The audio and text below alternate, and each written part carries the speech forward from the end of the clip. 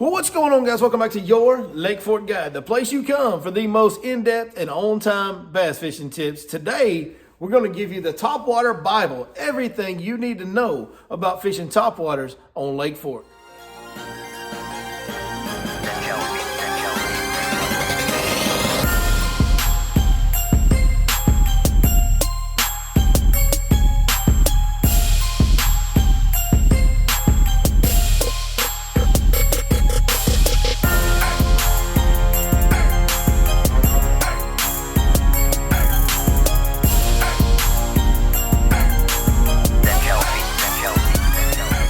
Topwater is maybe like the all-around consensus favorite of bass fishermen in the world, right? Like, who doesn't love to see fish blow up on a topwater and then reel in a big old bass? Like, that's, you know, if you go down the line, I think you'd have more anglers go, my favorite way to catch them is on a topwater. Like, yeah, it's so much fun, obviously. And Lake Fork and really all the lakes in the South are really good topwater lakes, especially this time of year as we're warming up. And with the weather trend we have this week, we're going to be in the 90s already in March for the first time, Friday and Saturday. Man, they're going to start biting topwaters. They've been starting to a little bit, but it's fixing to happen in a big, big way. And it needs to be a mainstay in your arsenal over the next 2 months, April and May. Big topwater months, even the first half of June. Some throughout the summer, but man, April and May, the biggest topwater months of the year around here. So I thought this would be a timely, on-time, in-depth bass fishing tip for you guys today. It's pretty simple on Lake Fork for the spring. So this is going to be more for the spring. We'll do another topwater video in the summer, but for April and May, there is 3 topwater baits that you got to have. And there's a 4th one that you can add in towards, you know, once you get later in May, like mid-May and later. But for right now, there's 3 that you got to have. You got to have 3 topwater baits. We're going to give them all to you, show you the best versions of those, the ones that I rely on to put fish in the boat for my customers every day.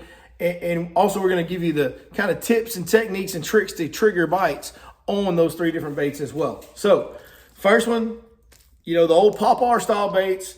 This is a Yellow Magic. Now, the deal on Lake Fork, we got big fish. This is the half ounce version. I think I almost said 3/4 ounce. This is the half ounce version, which doesn't sound big, but a half ounce Yellow Magic when it's hollow plastic is actually a pretty good sized profile popper. Like, it's bigger than your normal standard popper. Your standard popper is actually a 1/4 ounce. Your standard Yellow Magic that most people throw across the country is a 1/4 ounce. I do throw the bigger one on Lake Fork. So when I go to other places, I will size down to the 1/4 one. But man, on Lake Fork, even like on scope baits, like on the koi keys and stuff, like I only throw the big one. These fish on Lake Fork are used to eating a lot of big bait. There's a lot of mature brim. There's a lot of big gizzard shad. There's a lot of threadfin that are the length of your hand in Lake Fork. Like, we just have, Lake Fork grows everything big. We all know that. So I only throw this size on Lake Fork, and I'll tell you why. And you'll see that with my next topwater as well. I'll only throw the bigger one. You catch little ones. So like a 2-pounder, a 1.5 pounder will bite this bait, like especially this bait. Man, I catch dinks on this, so I'm not losing any bites by throwing the size bigger Yellow Magic at Lake Fork. I mean, I don't feel like I'm losing any bites. Maybe I am. I don't feel like I am.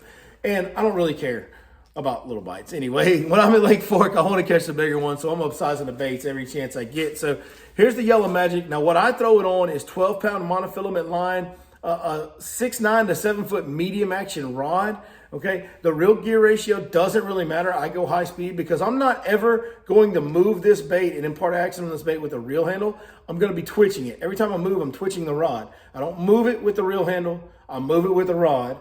I only turn the reel handle to reel in fish or reel in the bait and make the next cast. That's it. So 12-pound monofilament with these treble hooks on here. You got smaller trebles on these Yellow Magics, man. Anytime I have treble hooks or small treble hooks, jerk baits, smaller square bills, smaller topwaters, I want monofilament line. That extra stretch gives you a little more shock absorption, gives your landing ratio a little better chance. It gives you a little better chance to land the fish, moves the ratio up.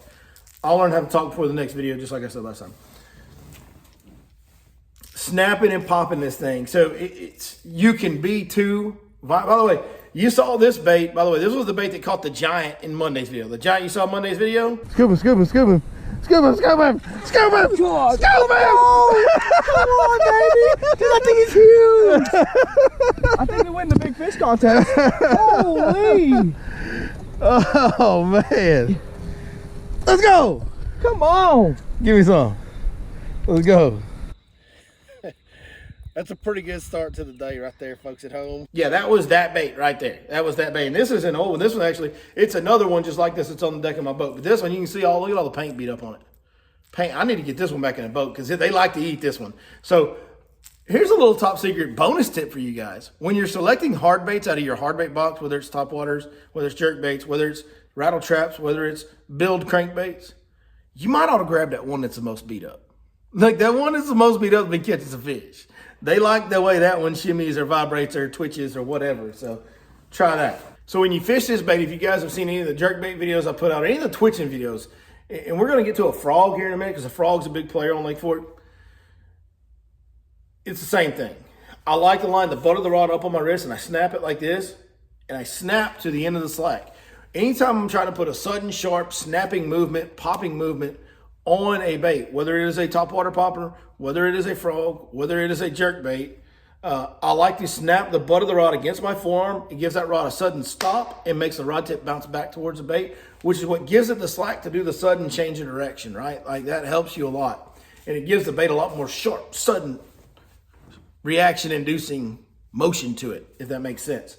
So the key is knowing where the end of your slack is. When you're snapping that yellow magic, if it's sliding forward and sloshing, that's not what you want. There's a time for that motion, but that's not what you're trying to do here. You're trying to have that butt of your rod slap against your forearm at the exact same time that you reach the end of your slack.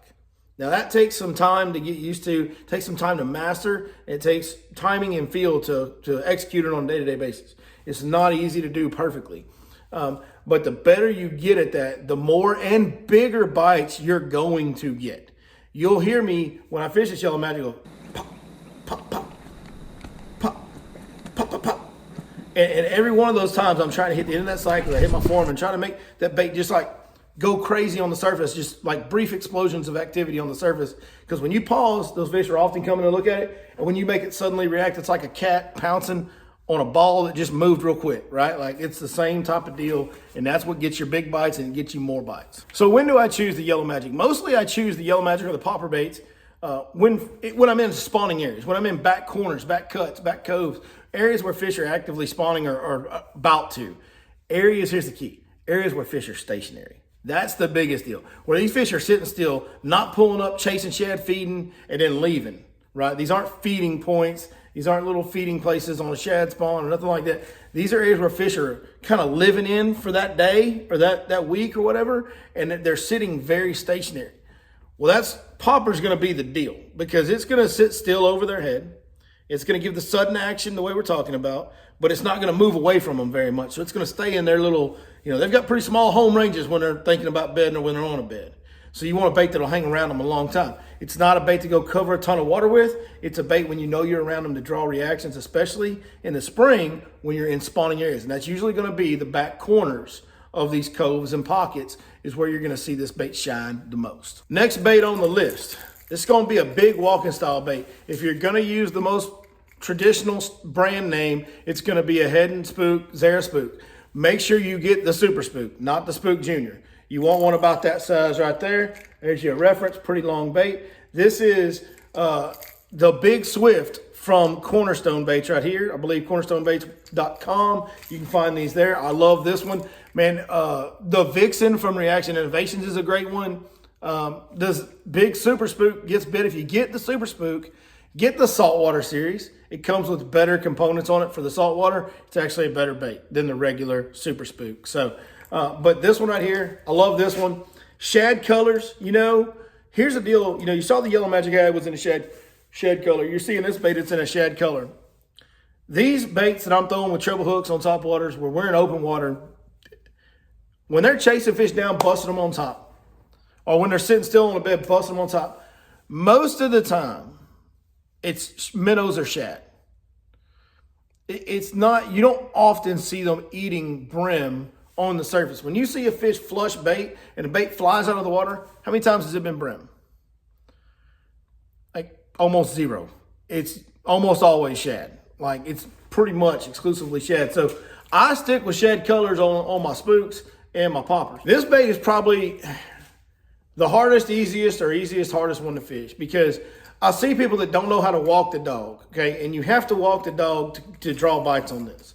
Walk the dog. What that means, basically, this bait's going to go. That's what it's going to do as you fish it. You do the same thing. Line the butt of the rod up on your farm and you twitch to the end of your slack. You try to make the rod butt hit the end of your slack. But in this one, it's not sudden start stops. It's rhythmic, right? Like it's. So I'm up there, twitch, twitch, twitch, twitch. And there's a rhythm and a timing to this deal when you're doing this. And I've seen people that haven't done it before have a really hard time getting the bait to consistently walk. And you want it to have a nice rhythm. Now, how slow or how fast that rhythm goes is all dependent on wind speed, activity levels that day, right? Like you can go twitch, twitch, twitch, twitch, twitch. That's pretty fast. Or you can go twitch, twitch, twitch, twitch. Typically, the more wind, the faster we fish it. And you're going to be fishing this bait on shallow points. You're going to be fishing it on clay banks. It's a great bait around shad spawn. If you see shad spawn activity, fantastic bait for that. But where you see fish not in the corners, out towards the main lake, out towards the mouth of the pocket, and you see them actively chasing the shad where the shad are scattering on the surface as the fish swirls through them and things like that, that's where you want to fish this bait. If it's calm, almost a pause between twitches can be the deal, right? If it's not calm, if the wind's ripping, man, you got to choo, choo, choo, choo, about like that rhythm right there. So lock that in your head. You know, choo, choo, choo. That's good right there. Like we could start a song. We could make a rap song out of that, I'm sure. Rod, reel, and line. These bigger walking baits are fairly heavy. So what you want to get is like a 7.3 medium heavy, 7.3 to 7.6 medium heavy rod. Believe it or not, the best line to throw this on is like 30-pound braid. Because you can make super long casts, big, heavy, long, skinny bait like that. You can bomb it, and that's a big deal when fish are chasing and covering. You know, they're covering some ground to eat shad. You need to be able to cast a long ways to them because you might see one pop up way far away, and you need to be able to bomb it out there. 30-pound braid works really well. It helps you cast it far, and it floats. But when you've got one out there 100-plus feet, you can get the hook in them with 30-pound braid. So I like to fish it on 30-pound braid on a 7.3 to 7.6 medium heavy type rod. Both of the last two treble hook baits, as far as setting the hook on them, man, you don't really have to jerk on them though. Once they bite it, I mean, you can go ahead and pop them, but you just pop and then just really, it's not like a big dramatic step back jig hook set, nothing like that. Just slap it up to your shoulder and get to reeling. Now, with this one, as they get close, you don't want to take your time as much. Because when you get short lined on braided line, it's a little easier for them to rip that hook out. So you can kind of take your time with them when they're out there, and you got a lot of bend in that rod. If you got a long, like 7.4, 7.5 medium heavy rod, it's got a lot of bend in it. You're going to be okay when they got some distance on you. When they get close to the boat, you need to quit messing around and get their butt in the boat because they can throw this bait on you on braided line when they get close to the boat. And if you are experiencing problems that happens over and over, just switch over to like 20-pound mono or 17-pound mono, and then you won't lose the fish, and you can play them at the boat and do your thing. With the Yellow Magic on 12-pound mono, smaller treble hooks, take your time, wear the fish out, kind of let them swim around as long as they're not getting hung up on junk, and take your time landing them on that setup. All right, last but certainly not least, and the one that can work in both scenarios, this can be the only topwater you need, but you need a certain situation for it. You need a certain lake element for it. And I think y'all know what I'm talking about. The old popping frog. This is the, what is this company called?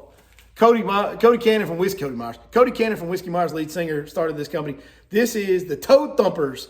This is their popping frog. This is the best frog I've ever fished. I'm not sponsored by them. I'm not sponsored by any of these people. This is all real talk, dog. These are the baits that I find are the best on the market to go catch them, right? Toad Thumper, popping frog. They have another frog, I think it's called a swamper or something. It's like more of a normal mouth, rounded nose frog. I only throw the popping version. I'm gonna tell you why. It does everything. The buoyancy on this frog allows me to walk it so easy. It's so good. But yet, if I want to with that popping mouth, I can slosh it forward and throw a lot of water. There is a time for both with a frog. Okay, there's a time for 3 different techniques with a frog. Number 1 is basically a Yellow Magic. Choo, choo, choo, choo, choo, right? That sudden, same deal, snapping against your forearm, snapping at the end of the slack. Okay, there's a time to pull through the slack. So you want to pull through the slack and make the bait slide a little bit. When those fish are a little more getting after it and moving around more, they're not stationary. So on the stationary fish, I'm going to fish it like a Yellow Magic. Spawning areas, fish it like a Yellow Magic. When those fish are roaming and chasing bait more, or maybe I'm not in the back of the pocket, they're more tend to cruise around up and down a main lake bank or a main lake point, shallow point, then I'm going to do the deal where I slide it forward. shoom, shoom. I'm just kind of slosh, slosh, slosh, slosh. And the last one, and the one I kind of prefer to the slosh, and maybe my favorite one we talked about a couple years ago, the skitter walk, that's just my name for it. I don't know what it's called, but basically let me tell you something. Get your forearm grippers and work out before you do this one. This is going to wear you out. It's going to wear you out, guys. But it's like I'm just jerking on it and just twitching the end of the slack as fast as I can. That big go. So it's like running forward, but side to side head action. It's just throwing water. Splash, splash, splash, splash.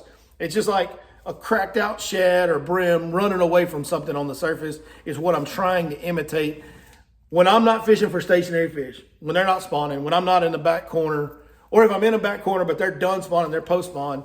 The skitter walk is hands down my favorite way to fish a frog because I can be efficient, cover a lot of ground, cover a lot of water, and still generate those good reaction bites from fish that are in the backs of pockets or on main lake points or wherever I happen to be fishing. I just get to cover a ton of water and generate reaction strikes wherever I go with the skitter walk. That's why it's my favorite. But I will put the old yellow magic start stop on them right now when I feel like I'm in an area where they're spawning. I think that's a better approach to those fish that are actively around beds or about to be. So the gear on this one, I like to throw it on a 7.4 to 7.6. If you can find you a heavy action rod that's really lightweight but has a stout backbone like a high end, that's good, right? Like you want stiffness, but you don't want the rod to be too heavy. The deal is you fish this around a lot of vegetation, so you want a rod that's got some thump to it. It's got some horsepower to get their head up and out of the junk when you're fishing junk with a frog. But if your rod weight gets too heavy on you, you will absolutely have wrist cramps and elbow issues and all kinds of stuff from twitching a frog all day. So there's a balancing act. You need to find the right rod there. The line is 50-pound braid all the time, no exceptions. Even if I'm in open water, I don't care because it floats. These frogs have they basically have two big 5/0, EWG or J-hook style, flipping hook style hooks on them. So I can use that braid, hammer down. The thing on this is 50-pound braid, big 5/0 hook, two of them. Man, I'm just horsing them to the boat. I don't even try. I try not to let them get their head down. I try to water ski them to the boat. Some of these big old fish, you can't do that, but you can try. Like, it ain't gonna stop me from trying. Listen, it ain't gonna stop me from trying, right? So the key component that you need to have in your lake is shallow cover.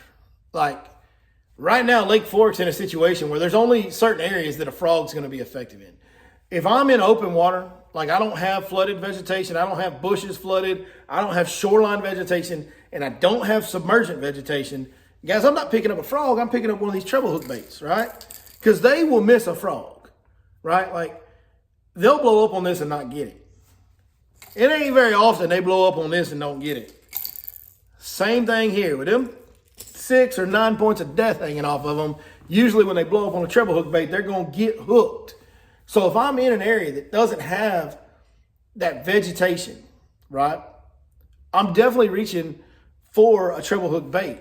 But if I have some high water in the lake or I got flooded bushes or I got vegetation, that frog is going to be a better option, especially if all that junk is on the surface.